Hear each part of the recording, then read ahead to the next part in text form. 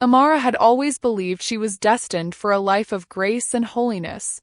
She grew up in the church, devoted to the choir, and admired by many for her soft-spoken nature and angelic singing voice. When she married Pastor Emmanuel, the celebrated shepherd of Grace Tabernacle in Lagos, everyone called her blessed. To outsiders, she had entered the perfect life, a God-fearing husband, a respected position as the pastor's wife, and the envy of many women in the congregation. But behind the closed doors of the parsonage, her marriage was far from the fairy tale everyone imagined. Emmanuel was strict, controlling, and emotionally distant. His sermons brimmed with compassion, but at home, his words often carried judgment.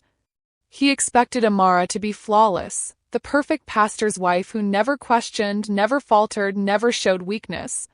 Amara, though beautiful and kind, felt increasingly suffocated, trapped in a golden cage of appearances. And then came the day Emmanuel's younger brother, Femi, returned from abroad. Femi was everything Emmanuel was not. Charming, playful, quick-witted, and bold. He was not as religious as his brother, but he carried an energy that was impossible to ignore. From the first family dinner after his arrival, Amara noticed how Femi's presence filled the room. He complimented her cooking in a way Emmanuel never had. He noticed the little things, the shimmer of her earrings, the tired look in her eyes, the nervous laugh she tried to suppress. And though she tried to brush it off, her heart stirred in ways she had not felt in years. First, Amara dismissed her feelings as temptation, a test of her faith. She avoided being alone with Femi, retreating into prayer and fasting whenever her thoughts betrayed her. But Femi was persistent in the most subtle ways. He would linger after dinner, offering to help her clear the plates.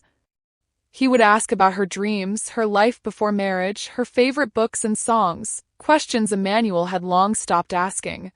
Slowly, their conversations grew longer, and their laughter deeper, until the air between them carried an unspoken tension. The breaking point came one evening during a church crusade. Emmanuel had traveled to Abuja for a ministers' conference, leaving Femi behind to watch over the house. Amara returned late from the church, exhausted and drenched from the rain. Femi was waiting in the living room, a glass of wine in his hand, teasing her about her devotion to endless services. She laughed, loosening her scarf, her damp hair falling around her face. In that moment, she looked less like the reserved pastor's wife and more like the vibrant woman she used to be.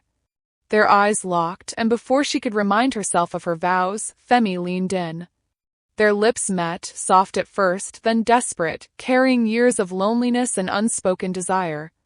That kiss became the beginning of a dangerous affair. What started as stolen glances and hushed conversations escalated into secret meetings. Femi would sneak into her room late at night, and she would melt into his arms, drowning in the forbidden thrill.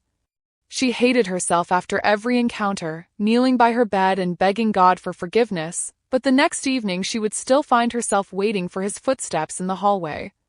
The more she resisted, the stronger the pull became. But secrets never stay hidden forever. Rumors began swirling in the congregation. Members noticed how Amara blushed when Femi spoke, how their eyes lingered a moment too long during Sunday lunch. Mama Joy, the nosy deaconess, whispered to her friends about seeing them walking together by the garden one evening. Amara knew the walls were closing in, but she couldn't stop. The thrill was too intoxicating, the affection too addicting compared to her husband's coldness. One fateful night, Emmanuel returned home earlier than expected. He walked into the house to find Femi and Amara seated too closely on the couch, their conversation cut short by his sudden presence. His eyes narrowed, suspicion flashing like lightning. He said nothing, but from that day the atmosphere in the house turned icy. Emmanuel began watching her closely, questioning her every move and preaching fiery sermons about adultery and betrayal. Amara's guilt deepened, but so did her desperation to escape the prison her marriage had become. The scandal exploded when Femi, consumed by his own feelings, confessed his love for her. He begged her to leave Emmanuel, promising her a new life far away from judgment and shame. Amara, torn between duty and desire, hesitated. But her hesitation proved costly. Emmanuel overheard one of their whispered conversations late at night, and his rage erupted. He accused them both in a violent outburst, his booming voice echoing through the house. Amara broke down, confessing everything through tears, while Femi stood his ground, declaring that Emmanuel never truly loved her the way she deserved. The news spread like wildfire. Grace Tabernacle became the center of scandal. Congregants gossiped, newspapers hinted at the fall of a once holy household, and Emmanuel's reputation crumbled. Amara became both pitied and scorned, pitied for her suffering, scorned for betraying her vows. Femi, unashamed, stood by her, but the weight of shame was unbearable. In the end, Amara made the boldest decision of her life.